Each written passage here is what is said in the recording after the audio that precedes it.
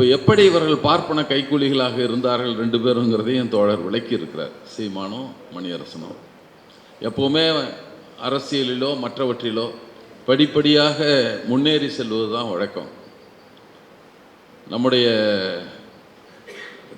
ஐயா மணியரசன் அவர்கள் ஒரு பொதுவுடைமைவாதியாக இருந்து ஒரு தமிழ் தேசியம் பேசி இப்போ ஜாதியவாதியில் நின்று கொண்டிருக்கிறார். இன்னும் கொஞ்ச நாளில் வந்துடுவார், முழுமையாக வெளிப்பட்டு விடுவார்.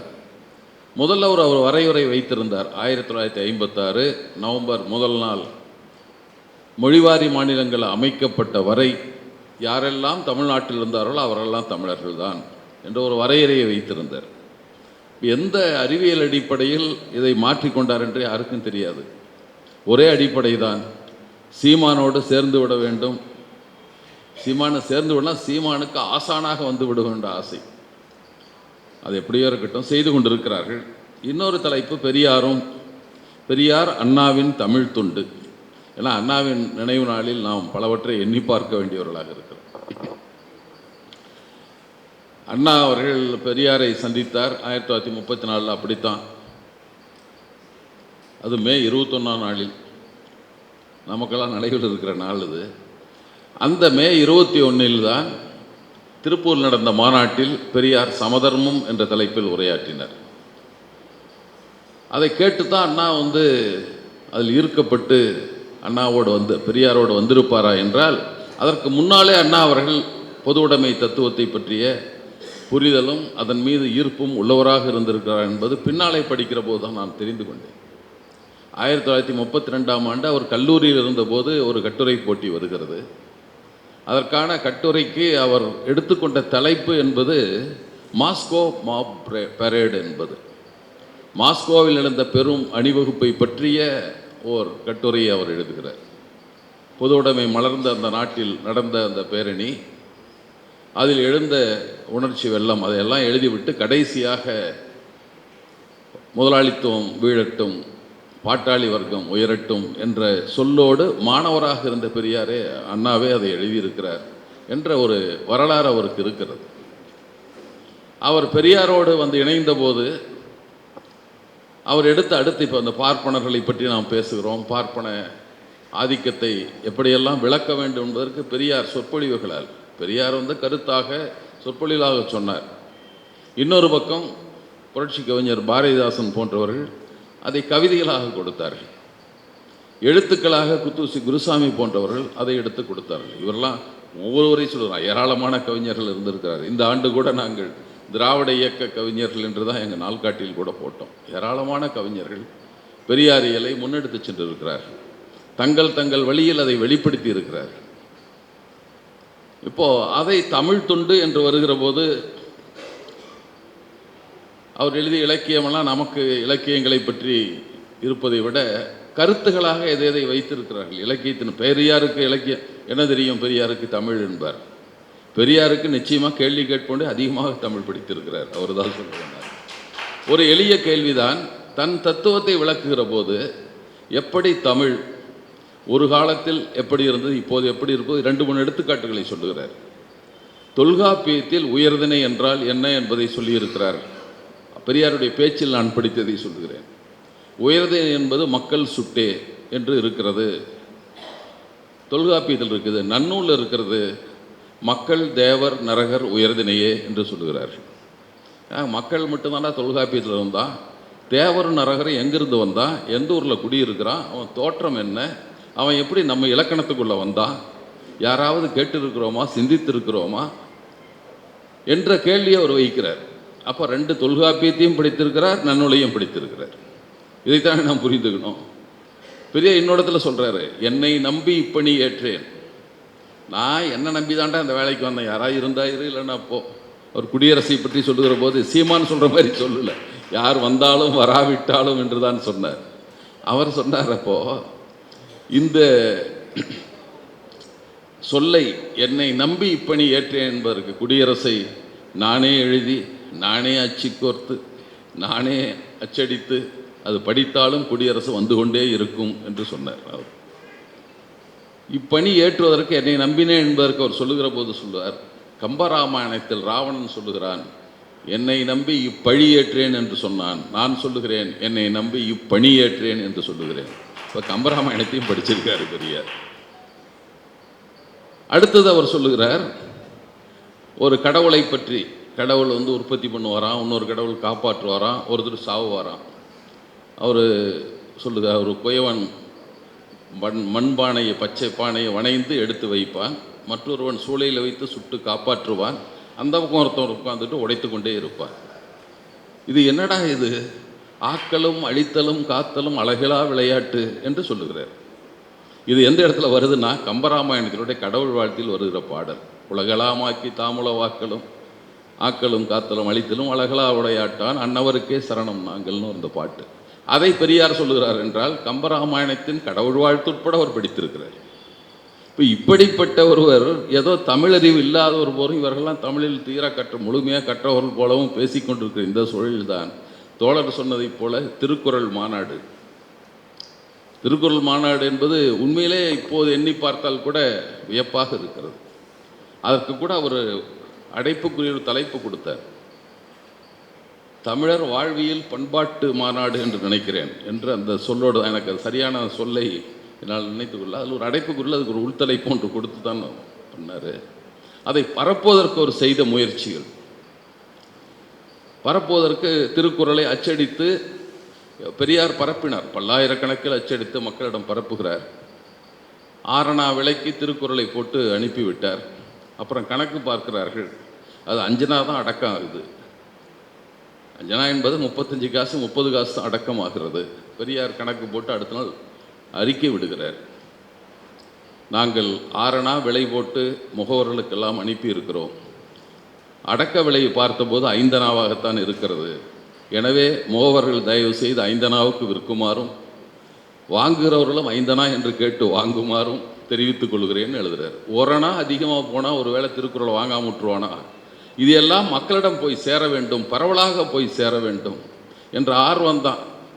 அப்போல இலக்கியங்களாக கம்பராமாயணத்தையும் பாரதத்தையும் படித்து கொண்டிருந்தவனுக்கு திருக்குறளை பற்றிய ஒரு அறிமுகத்தை, ஏன்னா திருக்குறளை பற்றி முள்ளவும் ஏற்றிட்டாரா, திருக்குறளை மலம் என்று சொன்னார் என்று இந்த மலங்கள் பேசி கொண்டிருக்கிறார். அவர் சொன்னது கம்பராமாயணத்தை சொன்னார். கம்பராமாயணம் தங்கத்தட்டில் போட்டு அமேத்தியத்தை, அவர் சொல் அமேத்தியம் என்பதற்கு தேடி பார்த்தா தான் தெரியுது அது மலம் என்று பொருள். அப்படி தான் எழுதியிருக்காரு. இவன் கண்டுபிடிச்சிட்டாங்க அதுக்கு விளக்கம் போட்டு.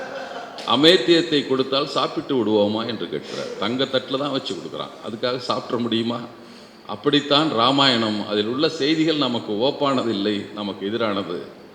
இலக்கிய நயத்துக்காக அதை போய் பேசிகிட்டு இருக்க முடியாது என்பதற்காக சொன்னதை திருக்குறளுக்கு சொன்னதாக சொல்லுகிறார். எத்தனை அவர் திருக்குறளை பற்றி பேசி பேசி வரலாம் தோணல. திருக்குறளுக்கு அந்த மாநாட்டில் அவர் உரையாற்றுகிறார்.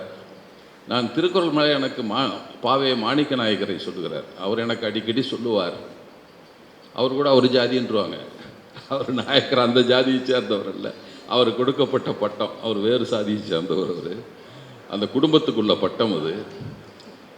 ஏன்னா நம்ம ஆளுங்க இந்த ஆராய்ச்சியெல்லாம் இருக்காங்கல்ல, அதனால் சொல்லிடுறேன். அவர் ஒரு பொறியாளர். அவர் தான் மேட்டூர் அணையை கட்டுகிற போது கோட்டை பொறியாளராக இருந்திருக்கிறார், டிவிஷனல் இன்ஜினியர். அவர் சுர்க்கி என்ற ஒரு முறை, சுண்ணாம்பை கலந்து எப்படியெல்லாம் போடுறது என்பதற்கான முறைக்காக அவர் இங்கிலாந்துக்கு அனுப்பப்பட்டு அதற்கு பயிற்சி எடுத்து அணை கட்டுதலில் பயன்படுத்திய பொறியாளர். ஆனால் தமிழ் அறிஞரும் கூட. அவர் எந்த மாதிரி தமிழ் அறிஞர் என்றால், கம்பனையும் அவரும் விமர்சனம் பண்ணுறார். அவர் பக்தி உள்ளவர் தான், அவர் நாத்தியர் கிடையாது. பெரியார் சொல்லுவார், எழுத்து சிறுத்தை பற்றி எங்களுக்கெல்லாம் அதை பற்றி யோசித்து கொண்டிருந்த போது பாவை மாணிக்கர் வந்தார். ஓம் என்ற ஒளியிலிருந்து தான் எல்லா எழுத்தும் வந்ததுன்னு சொன்னார். அன்னைக்கே அந்த எழுத்து சிறுத்தை பற்றி மறந்துட்டேன். என்றால் இதெல்லாம் அப்படியும் பெரியார் அவர் மேலே விமர்சனம் வைக்கிறார். ஆனால் அவர் ஒரு பேச்சு, ஒரு புத்தகம் வந்திருக்கிறது, வால்மீகியின் வாய்மையும் கம்பனின் புழுகும்னு ஒன்று எழுதியிருக்கார். வால்மீகி உண்மையெல்லாம் எழுதிவிட்டான்டா, இவன் எல்லாம் மாற்றி மாற்றி எழுதிட்டாங்கிறதுக்கு ஒரு நூல் எழுதுகிறார். கம்பன் எவ்வளவு துரோகம் செய்திருக்கிறான் தமிழ் இனத்திற்கு என்பதற்காக வால்மீகியின் வாய்மையும் கம்பனின் புழுகும்னு எழுதின ஒரு ஆசிரியர். அவர் தான் எனக்கு முதல்ல சொன்னார். அவர் எது எடுத்தாலும் திருக்குறளை சொல்லி தான் விளக்கம் சொல்லுவார். நான் அப்புறம் திருக்குறளை படிக்கலாம்னு எடுத்து பார்த்தேன். இந்த உரையாசிரியர்கள் எழுதுனதை பார்த்த உடனே, ஓ இவ்வளோ மோசமான நூல் போட்டிருக்குன்னு நினச்சிக்கிட்டேன் என்று பெரியார் சொன்னார். ஏன்னா நம்மளுக்கு பரிமேலழகர் தான் உரையுமா, எவனும் படிச்சிருக்க மாட்டான், ஆனால் பரிமேலழகர் தான் உரை, சிறந்த உரை. நீ தான் படிச்சிருக்கியா? அதில் எடுத்த உடனே அவன் சொல்லுவான் அறத்துப்பால். அதற்கு உரை எழுதியிருப்பார். அறம்னா என்ன? மனு முதலிய நூலோர் விதித்தன செய்தலும் விளக்கியன ஒழிதலும் அறம் ஆகும். அறம்னா எதுனா மனுநீதி சொல்கிறது செய்யறது, வேண்டான்றது செய்யாமல் இருக்கிறது, இதுதான் அறம். இதை படித்தா பெரியார் திருக்குறளை ஏற்றுக்குவாரா? முத அறத்துப்பால் படிக்கிறப்ப எழுதியிருக்கிறான். ஒழுக்கம் என்றால் என்ன? அந்தந்த வர்ணத்தார் தமக்குறித்த தொழிலை தவறாமல் செய்வது ஒழுக்கமாகும். இதை பெரியார் ஒத்துக்குவாரா? இந்த உரையை தான் பரிமேலழகர் எழுதுனா அதுதான் பெரிய உரைன்னு இவனு சொல்லிக்கிட்டே தெரிஞ்சானுங்க. இதை பார்த்த பெரியார் திருக்குறள் மாநாட்டில் பல தீர்மானங்களை எல்லாம் தோழர் சொன்னார். எளிய குறளை தொடக்க பள்ளியிலும், கொஞ்சம் கடினமான குறளை உயர்நிலைப் பள்ளியிலும், சிக்கலான குறள்களை கல்லூரியிலும் பாடமாக வைக்கும். இப்படி தான் தீர்மானமே போட்டாங்க. சும்மா குறளை வைன்னு கூட போடல, எளிமையாக புரிந்து கொள்கிற குறளை இதில் வை, அப்புறம் கொஞ்சம் வை, அப்புறம் வை, இப்படித்தான் ஒரு தீர்மானம் போட்டார். அதோடு நிற்கவில்லை, குறளுக்கு அறிவுக்கு பொருத்தமான உரை எழுத வேண்டும் என்று ஒரு குழுவை போட்டார். அந்த உரை எழுதுவதற்கு போட்ட குழுவில் 5 குழு. தேப்போ மீனாசுந்தரம் கூட இருந்ததாக எனக்கு நினைவு, எல்லாம் இருந்தாங்க. அப்புறம் இருந்தவர்கள் 2 பேர் புலவர் குழந்தை, பாரதிதாசன் என்ற திராவிடர் கழகத்துக்காரர் அதில் இருக்கிறார்கள் 2 பேரும். மற்றவங்களாம் தமிழ் புலவர்கள். ஆனால் உரை எழுதினது இவங்க 2 பேர் மட்டும்தான். பாரதிதாசன் ஒரு உரை எழுதினார், புலவர் குழந்தை ஒரு உரை எழுதினார். வேற எந்த தமிழ் புலவனும் எழுதலை. நீ தான் சொந்தமாக உனக்கு அறிவு இல்லை, சொல்லி கூட தீர்மானம் போட்டு கூட எந்த புலவனும் எழுதலை. திராவிடர் கழகத்து புலவர்கள் 2 பேர் தான் எழுதினாங்க. அப்போ எப்படி ஒரு தமிழ் மீது ஆர்வம் இல்லாதவர்களாக, குறள் மீது அக்கறை இல்லாதவர்களாக அதன் தலைவர் இருந்திருந்தால் ஒரு மாநாடு நடத்தி தீர்மானம் போடுவாரா? தலைவர் தீர்மானத்தை ஒட்டி அவர்கள் உரை எழுதுவார்களா? அப்போ அந்த தமிழ் தொண்டு என்பது அப்படித்தான் அதை அறிமுகப்படுத்தி அவர் எடுத்துக்கொண்டு வந்திருக்கிறார். பலவற்றை சொல்லிக்கொண்டே போகலாம். வள்ளுவர் மூவாவும் இருந்தார். பின்னால் தான் உரை எழுதினார். 56 எழுதினார்னு நினைக்கிறேன் உரை. 49 மாநாடு போட்டு. சரி, எப்படி எழுதப்பட்டது? அடுத்து தோழர்களே, அதில் இன்னொரு செய்தி கூட சொல்ல வேண்டும். தமிழ் படுத்துவதற்கான ஒரு குழு போடுறாங்க. அரசே ஒரு குழு போடுகிறது, இதெல்லாம் தமிழ் படுத்துங்கன்னு. சில சொற்களை, கலை சொற்களுக்காக நம்ம இல்லை தமிழில் என்ன இருக்குதுன்னு சொல்கிறாங்களோ, அப்போ ஒரு முயற்சி நடந்திருக்கிறது. பின்னாலே மனைவி புஸ்துவா முழுவாக அதுவே வேலையாக இருந்து செய்தார். ஆனால் அப்போது குழு போட்டிருக்கிறாங்க. அதுக்கு பெரியார் தன் உரையில் சொல்லுகிறார். ஒரு உரையில் பேசுகிறப்போ ஹைட்ரஜன் என்பதை ஆப்ஜனகம் அப்படின்னு மொழிபெயர்க்கிறான். ஹைட்ராலிசிஸ்க்கு என்னமோ ஒரு பொருள், எனக்கு இப்போ நினைவு வரல. இன்னொன்று டிஸ்இன்ஃபெக்டன்ட் என்பதற்கு பூதி நாசினி என்று போடுகிறார். பெரியார் சொல்கிறாரு, நான் தமிழ்ச்சங்கத்தார் எழுதியதை படித்திருக்கிறேன். அதில் ஹைட்ரஜன் என்பதற்கு நீரகம் என்றும், ஹைட்ரோலிசிஸ் என்பதற்கு மின் பருக்கை என்றும், டிஸ்இன்ஃபெக்டன்ட் என்பதற்கு நச்சு நீக்கி என்றும் போட்டிருக்கிறான். ஏன் இந்த சொற்கள் பிடிக்கவில்லை அவர்களுக்கு? ஏண்டா எழுதிட்டு இருக்க நீ? இதை போடாமல் நீ அந்த மொழியை போடுற. இவர் என்ன தமிழ் பற்று இல்லாதவராக இதை சொன்னார். நச்சு நீக்கி என்ற அழகான சொல் இருக்கிறது, ஏன் அதை போடாமல் பூதிநாசினின்னு போடுற என்றெல்லாம் கேட்கிறவரை தமிழ் அறியாதவரா? தமிழ் மீது அக்கறை இல்லாதவரா?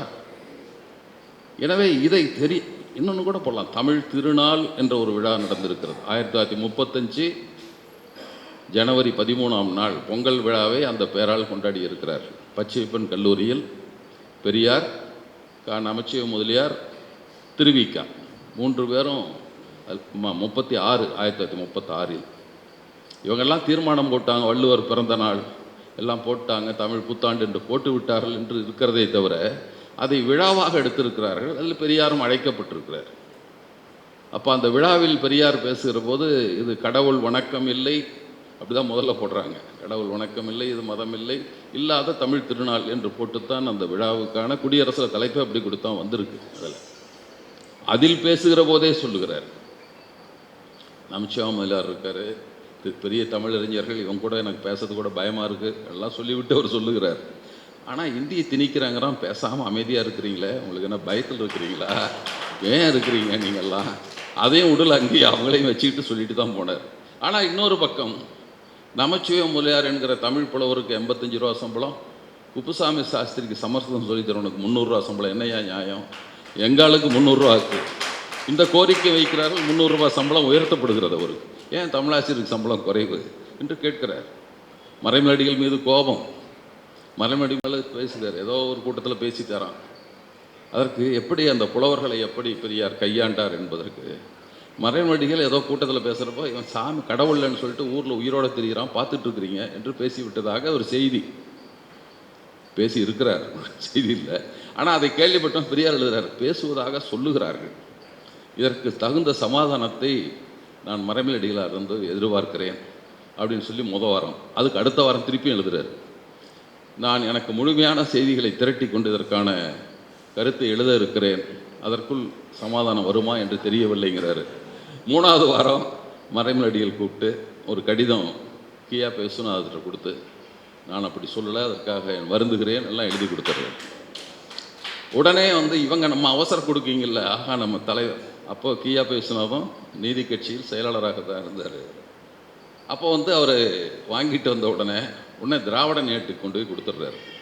அவங்க தலைப்பு மறைமலடிகள் மன்னிப்பு அப்படின்னு போட்டு எழுதிடுறாங்க. அதற்கப்புறம் குடியரசு வார ஏடு அப்புறம் தானே வரும். பெரியாருக்கு எதிர்ச்சல் வந்து விடுகிறது. என்ன பெரிய அறிஞர் அவர், எவ்வளவு பெரிய தமிழறிஞர், எவ்வளவு பெரிய நிலையில் உள்ளவர். அவர் இப்படி நான் அவரை எதிர்த்து எழுத விரும்பவில்லை, எனவே தான் 2 வாரங்களாக இழுத்தபடி அறிக்கை விட்டு கொண்டிருந்தேன். அதாவது இப்படி கூட இல்லை, சும்மா ஒரு வார்த்தை சொல்லியிருந்தால் கூட விட்டு விடுவேன் என்று தான் கதறிக்கொண்டிருந்தேன். அவர் பெருந்தன்மை மன்னிப்பு என்று அப்படி கூட எழுத மன்னிப்புனால இந்த கடிதத்தை எழுதியிருக்கிறார். ஆனால் இவங்க அவசரப்பட்டு போய் அதை ஒரு பத்திரிகையில் மன்னிப்பு என்ற தலைப்போடு போட்டிருப்பதற்கு நான் நிபந்தனை இல்லாமல் மறைமலடிகளிடம் நான் மன்னிப்பு கேட்டுக்கொள்கிறேன் அப்படிதான் எழுதுகிறார். என்னுடைய கூட்டு பணியாளர்கள் இப்படி ஒரு நாகரிகம் மட்டும் நடந்து அப்படி சொல்ல போடல, இப்படி நடந்து கொள்வது எனக்கு மிக வருத்தமாக இருக்கிறது என்று இவர் மன்னிப்பு கேட்குறாரு. தன்னுடைய தோழர்கள் கொண்டு போய் ஒரு செய்தி ஏட்டுக்கு அவசரப்பட்டு நம்ம செய்தி ஏடு தான் கொடுத்து விட்டார்களே என்ற தமிழ் புலவர்களை அப்படி கையாண்டவர் தான். அவர் சொன்னது போல சுயமரியாதை திருமணத்துக்கு அவர் மீது விமர்சனம் எழுதியிருந்தாலும் அறிவுரை கொத்து என்ற அவருடைய நூல் அப்பப்போ இன்டர்மீடியட் என்று இருந்தது, அந்த வகுப்புக்கு பாடநூலாக வைக்கப்படுகிறது. அதில் எழுதினதெல்லாம் பாப்பானுக்கு எரிச்சலாக இருக்குது அப்படின்ட்டான். அவர் என்ன எழுதுன எனக்கு நினைவு இருக்கிறது, அதில் படித்தது ஒன்று, இந்த சமஸ்கிருதம் படித்தா சீக்கிரம் செத்து போயிடுவான் அப்படிங்கிறார். அவருக்கு அப்படித்தான் எழுதுகிறார். 2 எடுத்துக்காட்டுகளை சொல்லுகிறார். ஒன்று ஹிருதயம் என்று எழுதுகிறார், சமஸ்கிருதம் ஹிருதயம் என்று சொல்லுகிறார். அதை தற்சம வடிவத்தில் இதயம் என்று சொல்லுகிறார்கள், நாம் நெஞ்சு என்று சொல்லுகிறோம். அவன் வேகமாக சொல்லி துரிதம் என்று சொல்லுகிறான், நம்ம வடிவத்தில் துரிதம் என்று எழுதுகிறோம், விரைவு என்று தமிழில் சொல்லுகிறோம். எவ்வளவு எளிய ஒலிப்பிலே நாம் நம் தமிழ் சொற்களை சொல்ல முடிகிறது. அவனுக்கு அடிவயிற்றிலிருந்து திணறி போய் மூச்சடக்கி கொண்டு அந்த சொற்களை சொல்லுகிறான். இப்படி இருந்தால் நீண்ட காலம் வாழ முடியுமா அப்படின்னு எழுதிட்டார். உடனே பாப்பாலாம் போராட்டம், அந்த நூலை திரும்ப பெறு. நம்ம அரசாங்கம் உடனே வாங்கிடுச்சு. பெரியார் போராட்டம் எடுத்தார். எங்க தமிழ் அறிஞர் எழுதின நூலை எப்படா திருப்பி வாங்கலாம்? தமிழ்நாடு முழுதும் கூட்டம் நடந்தது. மீண்டும் அரசு அது பாடநூலாக வைத்தது, மீண்டும் அரசு பாடநூலாக வைத்தது. அவருக்கு நமக்கு சைவம் அவரெல்லாம் இதை பேசிட்டு திரிகிறாரு. அவர் சொன்னதை போல நான் முதல் கம்பராமாயணத்தை பற்றி எழுதிய போது சைவறிஞரெல்லாம் ஓடோடி வந்து ஆதாரங்களை கொடுத்தார்கள். பெரிய புராணத்தை எழுத தொடங்கினேன், ஆட்களை காணவில்லை, அவங்கெல்லாம் போயிட்டான். அப்போது பிற மதத்தார்கள் வந்தார்கள். நான் கிறிஸ்தவத்தை பற்றி எழுதினேன், ஏடி பன்னீர்செல்வம் கூட சற்று விலகி நின்று கொண்டார் அப்படின்னு எழுதினார். இப்படி தான் இருக்கிறான். நான் ஒவ்வொன்றும் எழுதுகிற பேப்பா எல்லாம் வாங்கலை, எல்லாம் அதுக்கு மட்டும் வர்றேங்க காணாம. ஆனால் பெரியார் எல்லா இடத்துலும் அப்படியே நின்று கொண்டே இருந்தார். யாராக இருந்தாலும் எதுவாக இருந்தாலும் இருந்து கொண்டார். வேடிக்கையாக சுயமரியாதை திருமணத்தை அறிமுகப்படுத்துகிறார். சுயமரியாதை திருமணம் பார்ப்பன மறுப்பு தான் முதல்ல. புரோகித பகிஷ்கார சங்கம் என்று ஒன்றை வைக்கிறார்கள். பார்ப்பன புரோகிதெல்லாம் நடத்தினா போதும், அவ்வளோதான். அதில் ஒரு திருமணம் நடக்கிறது. வரதராஜல் நாயுடுடைய மைத்துனருக்கோ யாருக்கோ நடக்குது. நான் திருமணத்துக்கு போயிருந்தேன், பார்ப்பன புரோகிதர் இல்லை என்று சொன்னார்கள். பார்ப்பனரை போல 3 மடங்கு முறுக்கிய நூலை நெஞ்சுக்கு குறுக்கே போட்டுக்கொண்டு அவரோட 5 மடங்கு சப்தமாக சமஸ்கிருத மந்திரம் சொல்லி கொண்டிருந்தார்கள் எழுதுகிறார். நான் உன்னை பாப்பான வேண்டாம்னா அதை விட 3 மடங்கு பெருசு வடம் போல போட்டிருந்தார். போட்டுக்கொண்டு அவனை விட 5 மடங்கு சப்தமாக சமஸ்கிருத மந்திரம் சொல்லி கொண்டு இருந்தார். இதான் நாங்கள் பார்ப்பன புரோகித பகிஷ்காரம் என்பது அப்படின்னு எழுதினார். எனவே அது கூட இப்படி ஒவ்வொரு இலையிலும் சொல்லுகிறோம். ஏன்னா அண்ணாவை பற்றி நாம் பேசுவதை விட்டு அதை பேசி கொண்டிருக்கிறோம். இருந்தாலும் அதெல்லாம் பேச வேண்டிய தேவையும் இருக்குது. ஏன்னா தமிழை பற்றி பெரியாருக்கு என்ன தெரியும் என்று சொல்லுகிறதா இதையெல்லாம் சொல்ல வேண்டி வந்தது. புலவர் மாநாட்டுக்கு போகிற இந்த மரபுன்னு எல்லாம் சொல்லிக்கிட்டே இருப்பான்ல, புலவர் மாநாட்டில் ஒரு கேள்வி வைத்தாராம் பெரியார். நீங்கள் எல்லாம் மரபுன்னு சொல்கிறீங்க, இதுக்கு இதுதான். ஏன்னா சிங்கம் என்றால் கர்ஜிக்கும் இல்லையா, அப்படி தானே சொல்லுவோம். அதுக்கு என்ன சொல்லுவான் தமிழ் புலனுங்க என்ன சொன்னான்னு தெரியாது. யானை என்றால் பிளிரும்னு சொல்லணும், குதிரை என்றால் கணைக்கும்னு சொல்லணும், இதுதான் சொல்லுவான். இதுக்கெல்லாம் மரபு சொல்கிறீங்களே, பெண்ணை பேசுகிற போதெல்லாம் மயில்வோட சாயலுடையாள் என்று சொல்லுகிறீர்களே, தோகை இருந்தாலே இது ஆணல்லவா, அது எப்படி ஒப்பிட்டு கொண்டிருக்கிறீர்கள் புலவர்கள்னு கேட்டாராம். புலவர்கள் அந்த புலவன் தான் எனக்கு சொல்ல, எனக்கு தெரியாது என்று சொன்னாராம். அதே போலத்தான் திருக்குறளார் முனுசாமி அவர்கள் ஒரு திருமண நிகழ்ச்சி எங்கள் முன்னாள் ஒரு மூத்த சுயமரியாதை இயக்க தலைவர் டி.கே. ராமச்சந்திரன் அவருடைய மகன் திருமணம் திண்டிவனத்தில் நடந்தது. மணப்பெண் அந்த ஊர். அப்போ அதில் திருக்குறளாரும் வந்திருந்தார். அப்போ அவர் பேசுகிற போது அவர் சொன்னார், பெரியார் ஒரு கூட்டத்தில் என்னிடம் கேட்டார் பெரியார், நானும் இருந்தபோது, ஐயா முனுசாமி அளவுக்கு நான் தமிழ் படித்தது இல்லைன்னு ஆரம்பித்தார். வந்தது வம்பு ஏதோ வேட்டு வைக்கிறாருன்னு நினச்சிக்கிட்டேன். அப்படிதான் திருக்குறளார் சொன்னார். இப்போ சொல்கிறாருன்ட்டு, ஏங்க பெண்ணுக்கு தானே கற்பு சொல்லியிருக்கிறாரு, ஆணுக்கு எங்கேயாவது சொல்லியிருக்காருங்களா என்று கேட்டாராம். ஐயா இருக்கியா, பிறன்மனை நோக்கா பேராண்மை இருக்கியா குரல்? படித்தேங்க, நானும் படித்தேங்க. பிறன் மனையை நோக்கக்கூடாது, தங்கச்சியை நோக்கலாங்களா, கணவன் இல்லாத பெண்ணை நோக்கலாங்களா என்று கேட்டாரா. வந்துரா வம்புன்னு அதோட வாயை மூடிக்கொண்டு அமர்ந்து கொண்டேன் என்று அவர் சொன்னார். இப்போ ஆழ்ந்து இந்த குரல்களை எல்லாம் படித்ததால் தான் கேள்வி எழுப்ப முடிகிறது. அவரை நானும் படித்தேங்க என்று சொல்லிவிட்டு சொன்னாராம். அப்படிப்பட்ட இல்லை தோழர். அதற்கப்புறம் அண்ணாவின் நுழைவு இதெல்லாம் ஏறக்குறைய இந்திய எதிர்ப்பு போராட்டத்தின் போது ஒவ்வொரு கட்டத்திலும் பெரியாரோடு இணைந்தவர்களுக்கு பொருத்தமாகத்தான் அந்த சேர்ந்தவருடைய நிலை கடைசி வரைக்கும் இருந்திருக்கு. இந்திய எதிர்ப்பு போராட்டத்துக்கு வருகிறார். கட்டாய இந்தி ஒழிக என்பது தான் முழக்கம். அடுத்து இந்தி ஒழிக என்று ஆகிறது. புலவர்களாம் வந்ததுனால இந்தி ஒழிக தமிழ் வாழ்க என்று மாறியது. அப்புறம் இப்போ தெரியும் தமிழ் வாழ்க இந்தி ஒழிகன்னு நம்ம மாநகராட்சி கட்டடத்தில் மேலே மட்டும் இருக்குது. இப்படி தான் மாறிட்டே வருது. அப்போ இந்திய எதிர்ப்பு போராட்டத்தில் வந்தவர்களுக்கெல்லாம் தமிழ் உணர்வு மேம்பட்டவர்களாகத்தான் பல பேர் இருந்திருக்கிறார்கள். அந்த கட்டத்தில் வந்தவர்கள். சட்ட எரிப்பு போராட்டத்தின் போது வந்தவர்கள்லாம் ஜாதி எதிர்ப்பில் மிக அழுத்தமாக இருந்திருப்பார்கள். இப்போ 80க்கு அப்புறம் திராவிட இருந்தவங்களாம் ஈழ விடுதலில் அதிகமாக இருப்பார்கள். அப்போ அதுபோல் காலகட்டத்தில் தான் அவங்க வருகையெல்லாம் இருக்கிறது. இவங்கெல்லாம் வர்றாங்க. வந்தவுடன் தங்களுடைய தமிழறிவு, ஆற்றல், எழுத்தாற்றல் இதையெல்லாம் சேர்த்து கொண்டு ஒரு புதிய முறையில் இந்த இயக்கம் பரப்புரைகள் நடந்து கொண்டு இருக்கிறது. அண்ணா ஏராளமான நாடகங்கள் எழுதியிருக்கிறார், நமக்கு தெரியும். நாடகங்கள் அவர் எழுதினதெல்லாம் என்ன நாடகம்னா, முதல்ல சிவாஜி கண்ட இந்து ராஜ்யம் என்றால் என்ன எப்படி இருக்கும். அம்பேத்கர் கூட எழுதுவார்ல, அந்த பார்ட்டிஷன் ஆஃப் பாகிஸ்தான் பிரிவினை என்ற நூலில் அவர் எழுதியிருப்பார். எப்படியாவது எந்த வழியிலாவது இந்து ராஜ்யம் ஏற்பட்டு விடுமேயானால் அதை விட இந்த நாட்டுக்கு பெருங்கேடு எதுவே இருக்க முடியாதுன்னு சொல்கிற மாதிரி, இந்து ராஜ்யம் அமைந்தால் என்ன நிலை ஏற்படும், அரசனாக இருந்தாலும் அவனுக்கு என்ன ஏற்படும் என்பது தான் சிவாஜி கண்ட இந்து ராஜ்யம். அதில் அவ்வளோ அழகாக அதை கொண்டு போய் சந்திரமோகன் என்பவர் ஒரு இயக்கத்துக்காரன் போல அவர் பாப்பாங்கிட்ட எச்சரிக்கையாருன்னு சொல்லிகிட்டே இருப்பார். ஆனாலும் நடக்கும். சிவாஜி அவமானப்படுத்தப்படுவான் என்பதெல்லாம் எழுதி, அது எப்படி இந்த இந்து மத சாஸ்திரங்கள் அதன் பெயரால் அரசரை கூட ஆட்டி வைக்கிறான் பார்ப்பான் என்பது தான் அதை எழுதுறாரு. இப்படி ஒவ்வொரு நாடகம், நீதிதேவன் மயக்கம், அண்ணா இவர் வழக்கு தொடுப்பார்.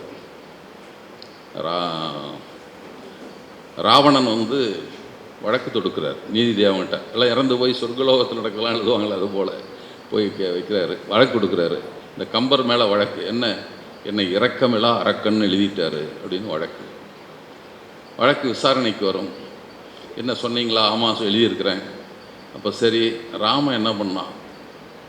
கட்டின மனைவி அநியாயமாக துரத்திட்டான் காட்டுக்கு. அவனை இரக்கமில்லா ராமன் எங்கேயா எழுதியிருக்கியா நீ மறைந்திருந்து கொன்றானே வாலிய, அவன் இந்த மாதிரி ஒழுக்கமில்லா ராமன் எழுதியிருக்கியா, அதெல்லாம் விட்டுட்டா நான் என்னையா பண்ணேன், என்ன போய் இரக்கமில்லா அரக்கன் எழுதியிருக்கிற என்று வாதங்களை எடுத்து வைப்பார் ராவணன். கடைசியாக நீதி தேவனுக்கு தீர்ப்பு சொல்ல முடியாமல் மயங்கி கீழே விழுந்துருவார், தீர்ப்பே சொல்லாமல். ஜட்ஜிங்க சொல்லிடுறாங்கல்ல, அந்த பட்டிமன்றத்தெல்லாம் வரும், இவர் சொல்லுவதும் சரிதான் அவர் சொல்லுவதும் சரிதான் தீர்ப்பு சொல்கிற மாதிரி, அதை கூட சொல்ல முடியாமல் மயக்கப்பட்டு விழுந்துட்டாருங்க. இப்படி நாடகம், சந்திரோதயம் நாடகம், எத்தனை பகுத்தறிவு கருத்துக்களே உள்ள நாடகம். அதில் தான் கடவுளை கல் என்று பேச வைத்து மக்களை கைதட்டி வைத்தவர் என்று சொல்லுவாங்க. விழாவுக்கு போயிட்டு இருந்தவங்ககிட்ட நடராஜ தரிசனம் எப்படி இருந்தது என்று கேட்டு அதுவும் விளக்குவானா, எனக்கு கொஞ்சம் காட்டுப்பா நான் பார்க்கணும் பாரு ஜமீன்தார். அவர் நின்று காட்டுவார், ஆஹா அழகாக இருக்கிறது, ஆஹாஹா அப்படின்னு சொல்லிக்கொண்டே இருப்பார். எஜமா காலை எடுக்கிட்டுங்களாம்மாண்ணா, இருப்பா எனக்கு பார்க்க எவ்வளோ அழகாக இருக்குது, அப்பன் நடராஜனை தரிசித்து நான் பார்க்க வேண்டாமா, கால் வலிக்குது எஜமா, நடராஜர் எவ்வளோ நாளாக நிற்கிறார்ல, அது கல் எஜமா, நான் மனுஷன் அப்படின்னு அவன் சொல்கிறார். இப்படி ஒரு வச்சு அதை கைதட்ட வைத்தாரண்ணா, கல்லென்று கடவுளை செய்து மக்களை கைதட்ட வைத்தாரண்ணா என்று சொல்லுவார்கள். இப்படியெல்லாம் அவர் படைத்ததில் இதையெல்லாம் சொல்லி, நான் எல்லா இடங்களையும் சொல்கிறேன். இன்னொரு செய்தி அண்ணாவை பற்றி சொல்லிவிட வேண்டும். நான் கொஞ்ச நாள் அரசு ஊழியனாக வேறு இருந்தேன். இப்போது அந்த சமயத்தில் ஒரு வேண்டாண்ட ஓடி வந்துட்டோம் 4 வருஷத்தில் எழுதி விட்டுட்டு. அப்போது ஒரு சுற்றறிக்கை அண்ணா அவர்கள் ஆட்சிக்கு வந்தவுடன் அனுப்புகிறார். இந்த சுற்றறிக்கையில் அவர் என்ன சொன்னார்னா, அரசு ஊழியர்கள் எழுதுகிற கடிதங்களிலெல்லாம் சில சொற்களை பயன்படுத்துவார்கள். அதில் உயர் அதிகாரிக்கு டிரான்ஸ்மிட்டட்னு எழுதுவான், சப்மிட்டட்னு எழுதுவான், ஒவ்வொன்றுக்கும் ஒரு பொருள் உண்டு. சமநிலையில் உள்ளவருக்கு டிரான்ஸ்மிட்டட், இவங்களுக்கு டைரக்டட்னு போடுவான், கீழே இருக்கவனுக்கு, மேலே இருக்குன்னு சப்மிட்டட்னு போடுவான். அப்படி மட்டும் எழுத மாட்டான், ஐ பெக் டு சப்மிட் என்று எழுதுவார். அப்போல்லாம் பழைய சொற்களில் அப்படி தான் இருக்கும். கீழே கடைசியாக யுவர்ஸ் ஃபெய்த்ஃபுல்லி சின்சியர்லிலாம் போட மாட்டான், யுவர்ஸ் ஒபீடியன்ட்லின்னு போடுவான். அண்ணா சுற்றறிக்கை அனுப்பினார், அரசு ஊழியர்கள் தங்கள் கடிதங்களில் பெக் என்ற சொல்லை பயன்படுத்தக்கூடாது, ஐ சப்மிட்னு சொல்ல போதும், ஒபீடியன்ட்னு எழுதக்கூடாது, யுவர்ஸ் ஃபெய்த்ஃபுல்லின்னு எழுதினா போதும். ஒரு தன்மானம் மிக்கவன் ஒருவன் இன்னொருடம் போய் எதுக்கடா பெக் டு சப்மிட்னு சொல்லணும், அவனும் ஒரு அரசு ஊழியர், நீ ஒரு அரசு ஊழியர். அப்போது இந்த சின்ன செய்தி தான், ஆனால் அவருக்கு சுயமரியாதையை பாதிக்கிற ஒரு சொல்லை அரசு ஊழியர் எல்லாவற்றையும் செய்ய வைக்கிறான். நம்மால் தான் இப்போ அரசு வேலைக்கு வந்திருக்கான், பாப்பானதோட விட்டுருப்பாரு என்னமோ தெரியல, நம்மால் பூரா அப்போ தான் வந்துட்டு இருக்கான். இவன் போய் பெக்னு ஏன் சொல்லிட்டு இருந்த இந்த சொல்லை, பிச்சை எடுப்பவனிடம் போய் நம்ம பெக்னு வேற சொல்லி எழுதணுமா மேலதிகாரிக்கு? இப்போல்லாம் மேலதிகாரி அவனாக தான் இருந்திருப்பான். பிச்சை கொடுத்து விட்டு சாமின்னு சொல்லுவோம், நீ பிச்சை கொடுக்குறவன் இப்போ அவனுக்கு போய் ஏன் பெக் டு சப்மிட்னு எழுதுறேன்னு நினச்சிருப்பாரோ என்னவோ. சுயமரியாதை உணர்வு அவரை எழுத வைத்தது, அந்த சுற்றறிக்கை அனுப்ப வைத்தது. இது சின்ன செய்தியாக இருக்கலாம், அவர் சுயமரியாதை சிந்தனை என்பது தான் அவரை எழுத செய்திருக்கிறது. ஒரு சின்ன சின்ன நகர்வுகளில் சட்டமாக்கியதை நம்ம எல்லாம் சொல்லுவோம், எல்லோரும் தெரிந்திருப்பீர்கள். ஆட்சிக்கு வந்தவுடனே சுயமரியாதை திருமணம் செல்லும் என்ற சட்டம், தமிழ்நாடு தமிழருக்கு என்று ஆக்கி எழுதியது, மாற்றியது, இருமொழி கொள்கையை கொண்டு வந்தது. ஆங்கிலமும் இந்தியும் சேர்த்து படிச்சிருந்தா நம்மால் என்ன ஆயிருப்பான்னு இப்போ கற்பனை மட்டும் பண்ணி பாருங்க. ஆங்கிலம் படிக்கலாம் எல்லாம் சொல்லிக்கிட்டே இருந்தான். ஆங்கிலம் படிக்க சொன்னார்கள் என்பதற்கு தேவனைய பாவாணரும் பாவலர் ஏறு பெருஞ்சித்திரன் அவர்களும் தான் தமிழும் ஆங்கிலமும் படிக்கணும்னு சொன்னவங்க 2 பேர் தான். அவங்கெல்லாம் ஆராய்ச்சி படிக்க வரைக்கும் தமிழ்லேயே படிக்கணும். ஏன்டா சொற்களே இல்லையே தமிழில் எப்படி ஆராய்ச்சி படிப்பையும் படிப்பேன் பிஹெச்டி வரைக்கும். ஆனால் சொல்லி கொண்டு இருப்பார். நம்ம ஐயா மணியரசெல்லாம் அதுதான் சொல்லுவார். நாங்களெல்லாம் தமிழ் வழி கல்வி மாநாட்டில் பேசுகிற போதெல்லாம் நான் சொல்லுவேன், கல்வியாளர்கள் சொல்லுகிறார், உளவியாளர் சொல்லுகிறார், தொடக்க கல்வியை தாய்மொழியில் கொடுக்க வேண்டும்னு சொல்லுவார். இவர் உடனே மறுப்பார், மணிக்கு தமிழன் என்ற பெருமிதம் இல்லை, தமிழ் பெருமிதம் இல்லை அப்படின்னார். அடுத்த கூட்டத்தில் நான் சொன்னேன், எங்களுக்கு பெருமிதமான வரலாறே இல்லை, நீ வரலாற்று பெருமிதம் உங்களுக்கு இல்லைன்னு சொல்லிட்டு தமிழுக்கு என்னையா பெருமிதமான வரலாறு? அடிமை வரலாறு, சூத்திர வரலாறு தான் நம்ம வரலாறெல்லாம். ராஜராஜனை சொன்னாங்கல்ல, அழகான அருள்மொழித்தேவன் என்ற அழகான தமிழ் பேர் ராஜராஜன் வடமொழியில் மாற்றிக்கிட்டான் அவன். நீங்கள் தமிழ் கம்பெனியெல்லாம் பாராட்டுவீங்க, நாங்கள் தான் விமர்சனம் பண்ணிட்டா உங்களுக்கு வரலாற்று பெருமிதம் இல்லை. பெருமிதமான வரலாறு படைக்க வேண்டும் என்று வந்த தலைவர்கள் தான் பெரியார், அண்ணா எல்லாம். இவங்கெல்லாம் தமிழனுக்கு ஒரு பெருமிதமான வரலாறு வரும். பெருமிதம் என்பது இந்த பீத்திக்கிறது இல்லை, அதை பெரியார் எப்போதும் விரும்பியதில்லை. மற்றவர் நம்மை பார்த்து பெருமை கொள்ளுகிறத்தக்க உயர்வு நமக்கு வர வேண்டும். ஒவ்வொரு தமிழனும் பேசிகிட்டு கூட சொன்னோம், ஒரு இடஒதுக்கீடெல்லாம் பேசுகிறோம், கட் ஆஃப் மார்க் பேசுகிறோம். இப்போ வந்து அரிய வகை ஏழைகள்னு சொல்லுவாங்கல்ல, அந்த அரிய வகை ஏழைகள் வாங்குகிற கட் ஆஃப் மார்க் பார்த்திங்கன்னா, நமக்கும் ஓசின்னு இருந்தது, திறந்த போட்டியில் வாங்குவோம், அடுத்து பிற்படுத்தப்பட்டோர், அடுத்து பட்டியலினத்தவர், மிகவும் பிற்படுத்தப்பட்டோர் பட்டியலினத்தவர்லாம் வரிசையாக வர்றோம். எல்லாம் அரை அரை மதிப்பெண் தான் வித்தியாசம் இருக்கும். இந்த மதிப்பெண் அரை மதிப்பெண் வேட்பாளர்லாம் திருத்துற ஆசிரியர் கோபமாக இருந்தால் போட்டுருவார். அன்றைக்கி வந்து பசியாக இருந்து சாப்பிடாம இருந்தால் மதிப்பெண் குறைச்சி போடுவார். கொஞ்சம் ஜாலியாக இருந்தாலும் சேர்த்து கூட போடுவார். அதுக்கு ஒரு சின்ன அரை மதிப்பெண்ணுக்கு என்ன மதிப்பு இருக்கிறது? அவ்வளவுக்கே கூட சொல்லுவான் 1199.75 இருக்கும் ஓசிக்கு. பிசிக்கு இருக்கும் 199.5 இருக்கும். 0.25 கால் மதிப்பெண் வித்தியாசம். கடைசியாக பட்டியல் பழங்குடிகளுக்கு 198, 198 அல்லது 96 இருக்கும், மன்னிக்கணும். அப்போது கடைசி ஆண்டு 196 இருந்தது. ஆனால் நீங்கள் கடைசியாக பார்த்தீங்கன்னா 100க்கு 98 மதிப்பெண். அது 198 வாங்குறவனா அறிவில்லாதவனா? இதுலேயே தகுதி வித்திரமாக போச்சுன்னா, இப்போது அவனுக்கு 24 மார்க் வைக்கிறான் கட் ஆஃப், நம்மளுக்கு 62 மதிப்பெண் வச்சுருக்கான். வங்கி தேர்வில் அந்த இடபிள்யூஎஸ் என்கிற அரிய வகை ஏழைகளுக்கு அவ்வளோதான் வச்சுருக்கான் மதிப்பெண். அப்போ எவ்வளவெல்லாம் கீழே நீ இருக்கிற. ஆனால் இப்படிப்பட்ட ஒரு பெருமைப்பட்டு கொள்ள அளவுக்கு கிராமத்திலிருந்து வந்தவன், அடித்தட்டு உழைக்கும் வர்க்கத்திலிருந்து வந்தவர்கள், கல்வி காணாத எல்லாமே 2ஆம் தலைமுறை 3ஆம் தலைமுறை தான். மூன்றாவது தலைமுறை கல்வி பெற்றுள்ள அரிதாகத்தான் நம்மில் இருப்போம். 2ஆம் தலைமுறையாக இருப்போம், எல்லாம் முதல் தலைமுறையாகத்தான் இருப்போம். இதெல்லாம் எப்படி வந்தது என்பதற்குள்ள வரலாற்றை மறந்துவிட்டு இதை சொல்லி கொண்டிருக்கா. அதே மாதிரி அண்ணாவுடைய நாடாளுமன்ற உரை, அவர் எடுத்த முயற்சிகள், எழுத்துச்சிறுதான் அதை சொல்லணும். ஐயா மணியரசனை பற்றி நினச்சா எனக்கு எழுத்துச்சிறுத்தை ஞாபகம் வந்துடும். தஞ்சை தமிழன் குத்தூசி குருசாமி தான் எழுத்துச்சிறுத்தை பற்றி பேசினார் என்று அவர் சொல்லுவார். இவன் நாயக்கன் இல்லைங்கிறதுக்கு சொல்கிறது தான் அது, வேற ஒன்றும் இல்லை அவர் சொல்கிறது. ஆனால் பெரியார் எதையும் மறைத்து கொண்டதில்லை. ஆசி சுப்பையா என்ற ஒருவர் சிங்கப்பூரில் இருந்தார். அவர் தான் சுந்தரமூர்த்தி நாயனார் கிரிமினல்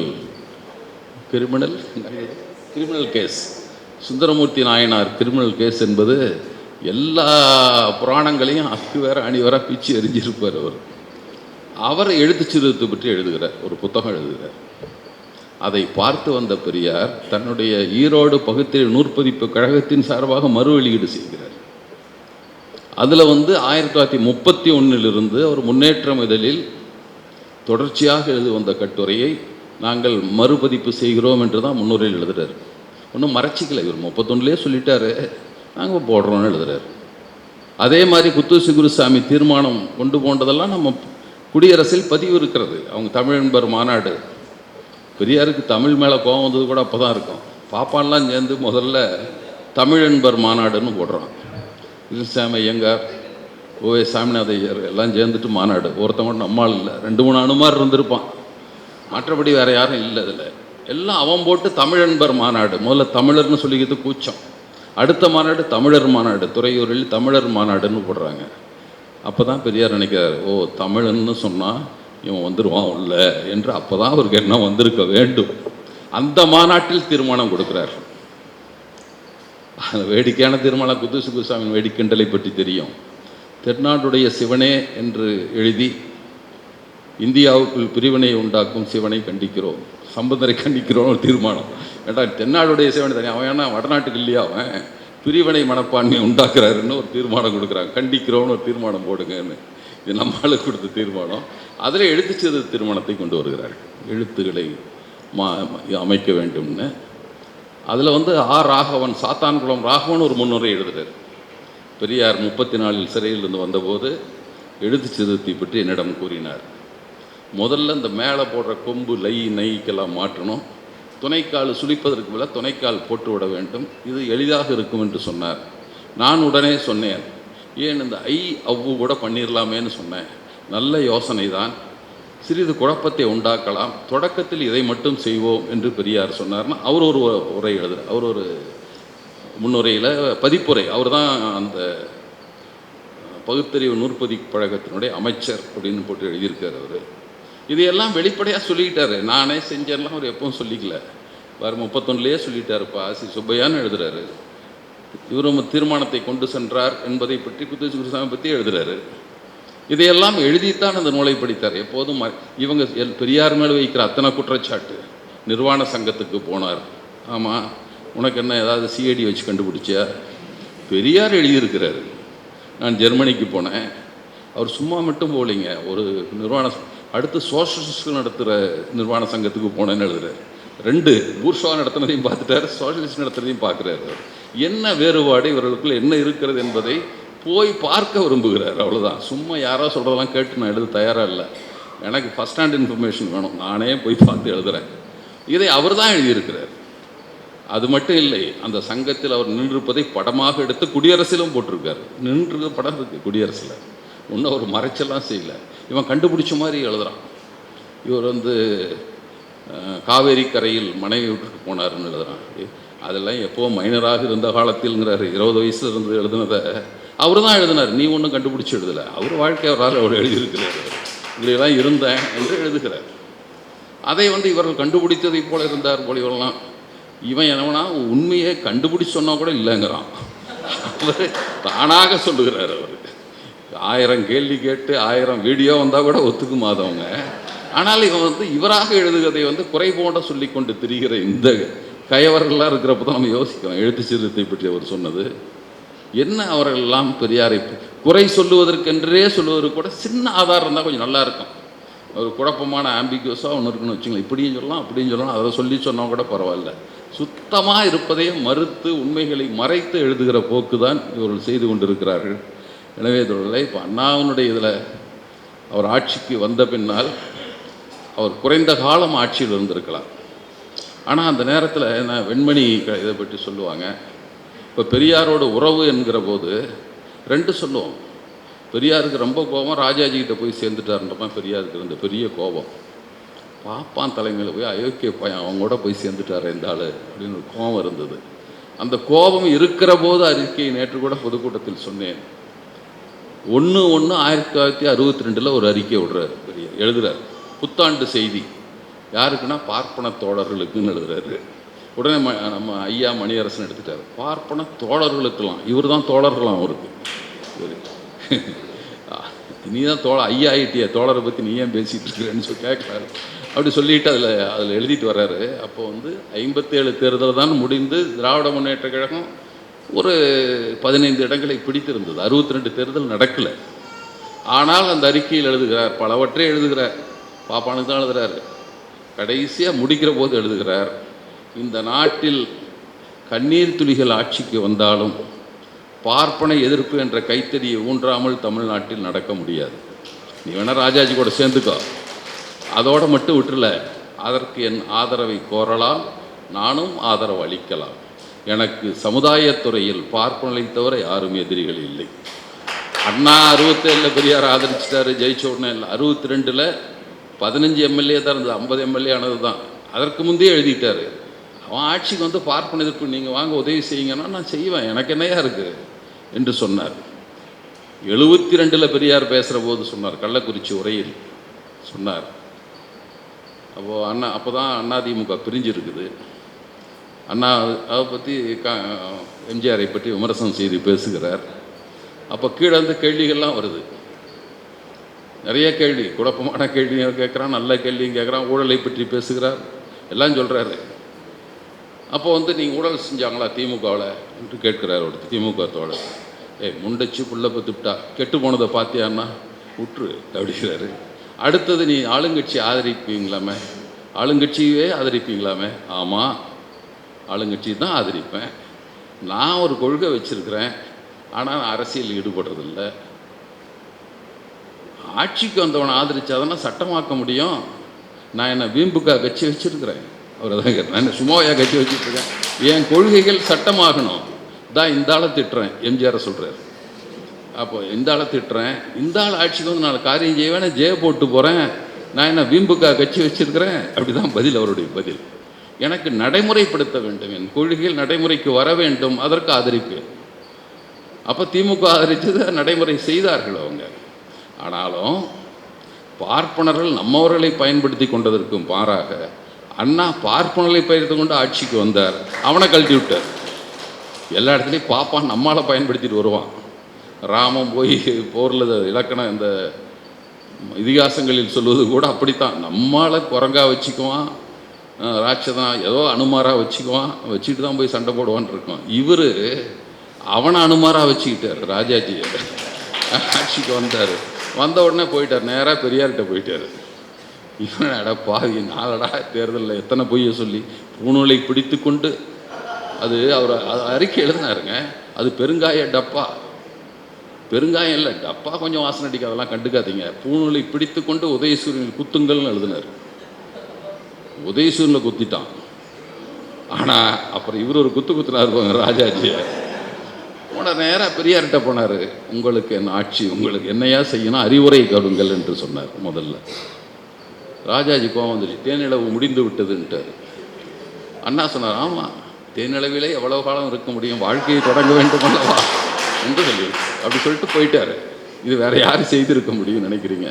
பார்ப்பானுக்கு அடிமையாக இருந்து பழகி போன இந்த வரலாறு கொண்ட நமக்கு பார்ப்பானை வச்சுக்கிட்டு ஆட்சிக்கு வந்து அவனை துரத்தி விட்டு இவராக தான் இருக்கும். அப்புறம் உடனே சொல்லிட்டார், இது பார்ப்பனர் வாழ்வதற்கு தகுதியற்ற நாடாகி விட்டது அப்படின்னு உடனே ராஜாஜி சொல்லிட்டார். வழி அனுப்பு விழா நடத்த தயாராக இருக்கார். இப்படிப்பட்ட வரலாறு அண்ணா காட்டினார். ஒரு மாற்றம். அதற்கு பின்னால் அடிச்சடின்னு காங்கிரஸ் எழ முடியாமலே இருக்கிறது. காங்கிரஸ் இல்லை, இந்த தேசிய கட்சி. தேசியத்துக்கு ஒரு வித்தியாசம், அது நம்மெல்லாம் கண்டுபிடிச்சிருக்க வரையறை வேறு. அவன் கண்டுபிடிச்சி இந்திய தேசியம் அப்படின்னு சொல்லிட்டு இருந்தான். அதை பெரிய விமர்சனம் பண்ணியிருக்கார். தேசாபிமானம்லாம் பித்தலாட்டண்டா அப்படின்னு சொன்ன உடனே பெரியார் தேசியத்தையே விமர்சனம் செய்கிறார்.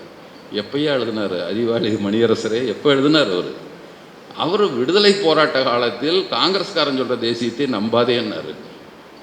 இதை சொல்கிறார் அவர். அப்புறம் தென்னைமறை வெட்டம்லாம் சொன்னாங்க. அவர் காங்கிரஸில் 90 அயோக்கியர்களும் 10 மடையர்களும் இருந்தார்கள், அந்த 10 பேரில் நானும் ஒருவன் அப்படின்னு நினைத்தார். யார் 90 பேரில் சேர்ந்த மணியரசன் கேள்வி கேட்குறாரு. இவர் சொல்லிட்டார், நான் மடை என்னையா பண்ணிட்டோன்.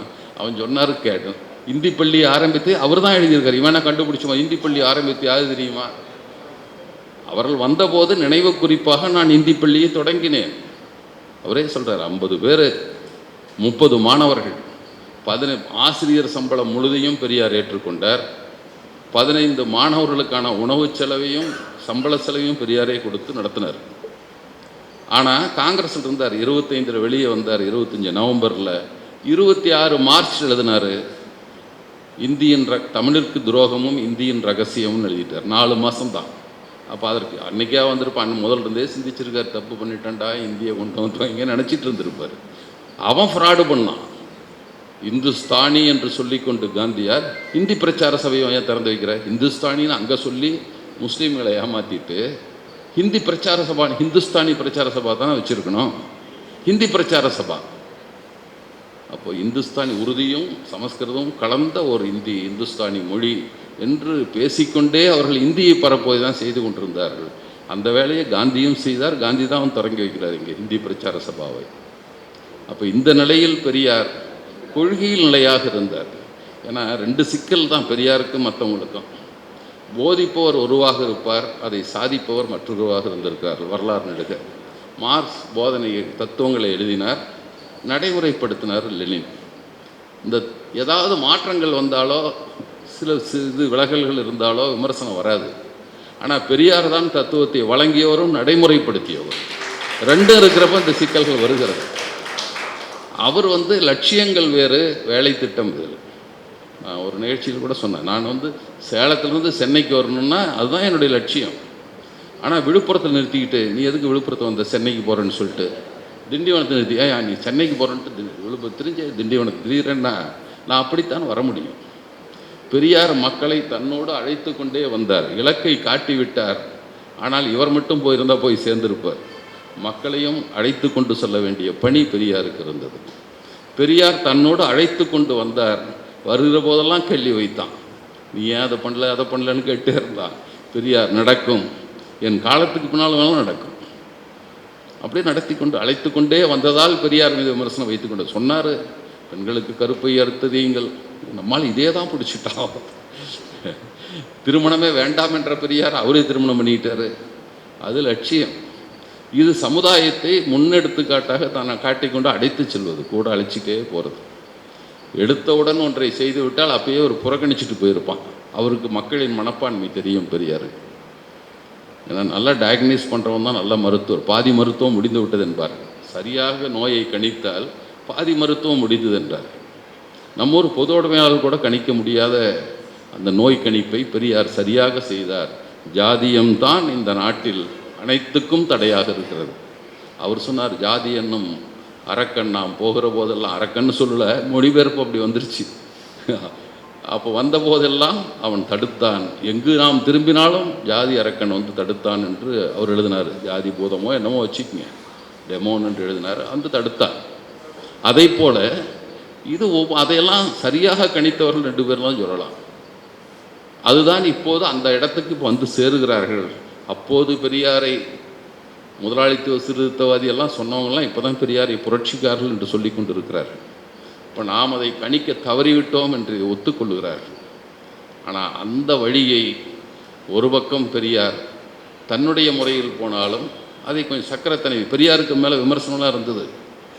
சில நாடகங்கள் போதெல்லாம் அப்போயே சினிமாக்காரங்களை தூத்துக்குடி மாநாட்டில் ஏதோ ஒரு மாநாட்டில் நாடகத்தின் நேரம் சத்தம் போட்டான். நான் கீழிருந்து ஒருத்தன், அண்ணாதுரை நான் அப்பயே சொன்னேன், மருந்துன்னு கொடு, தேனை தடவி கொடுத்தீங்கன்னா தேனை திங்க ஆரம்பிச்சிடும், மருந்து விட்டுருவான் என்று சொன்னேன்.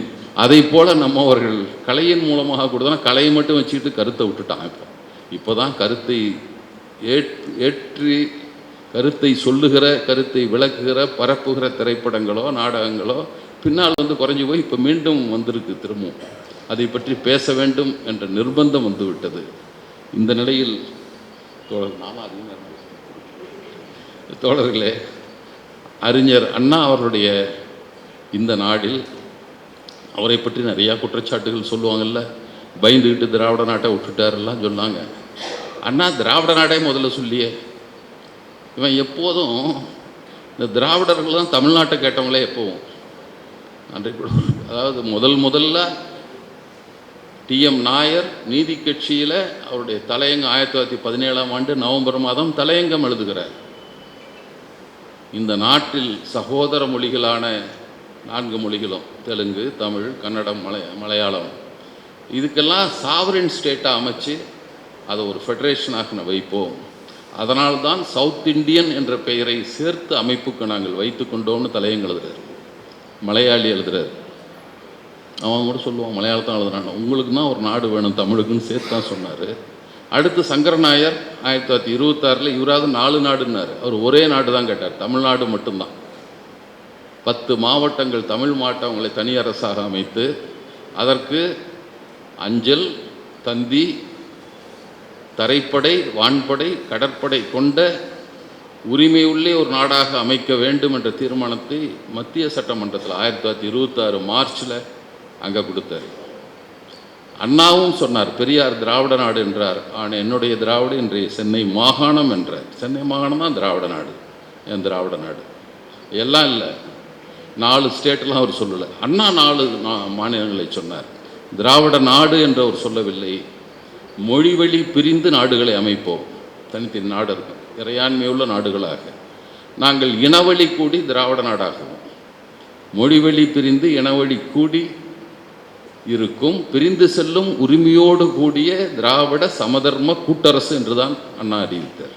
கூட்டரசுன்னு தான் சொன்னார். அது தனி நாடு ஆயிடும்லாம் சொல்லலை. இவன் தெலுங்கு ஆதிக்கம் பண்ணுறதுக்கு இவன் ஐடியா வச்சுட்டாங்க. திராவிடம் மடையர்களே முழுசாக படிங்க. 2 வரியை படிச்சுட்டு தலைப்பு செய்தியை படிச்சுட்டு செய்தி ஏட்டில் வந்த செய்தியை முடிவு கொண்டு போயிடுவான். அன்றைக்கு கூட வேடிக்கையாக சொன்னேன், கொலைன்னு ஒருத்தன் எழுதுவான், இளம்பெண் கொலை செய்யப்பட்டால். இன்னொருத்தன் பருவ பெண் பாவாடையில் ரத்தம்னு எழுதுவான். அதான் தலை போடுவான். ஏதாவது ஒவ்வொரு பத்திரிக்கை ஒன்று போடுவான். அதை வச்சுட்டு நீ முடிவு பண்ணால் வேற என்ன தப்பான முடிவு தான் வரும். உள்ள செய்தியை படித்தா தான் முழு செய்தி தெரியும். முழு செய்தியை படிக்காமல் அரை செய்தியை படித்து விட்டு இந்த ஆசான்களுக்கு இருக்கிற அடிமுட்டாள் தொண்டர்களும் செய்து கொண்டிருக்கிற கூச்சலில் தான் மீண்டும் பெரியாரை பற்றி எல்லோரும் பேசுகிறார்கள், படிக்கிறார்கள், தேடுகிறார்கள். அப்போ மாப்போசியெல்லாம் பண்ணப்போ யாரும் கண்டுக்கல. அந்த ஆள் அவர் ஆனால் ஒன்று சொன்னார். அவர் ராஜாஜிக்கு அவர் எடுபடி, அவர் சொன்னார், நான் உடைக்க முடியாத வியூகங்களை எல்லாம் அபிமன்யு போல் உடைத்து கொண்டு போய் தமிழரிடம் என் கருத்தை கொண்டு போய் சேர்த்துறான். நான் தமிழன் இல்லை, அவர் ஒத்துக்கிட்டார் ராஜாஜி. இவன் தமிழங்கிட்ட போய் இவன் தான் சேர்த்த முடியும், இவனை கையாளாக வச்சுருக்கேன், ஏவல் நாய் விட்டா போகும். இப்போ குருமூர்த்தி கோபால்ஜி எல்லாம் இன்னொரு ஏவல் நாயை பிடிச்சிட்டாங்க, அவங்க விட்டா போய் அங்கே கடிக்கும். இது ஒவ்வொருவரும் ஏவல் நாய்களாக இருந்து படைக்கு போட்ட இந்த நாய்கள் தான் இப்போது பெரியாரை வேகமாக தேட வைத்திருக்கிறார்கள். அவர்களுக்கு முதல்ல நன்றியை சொல்லி விடைபெறுகிறேன். நன்றி.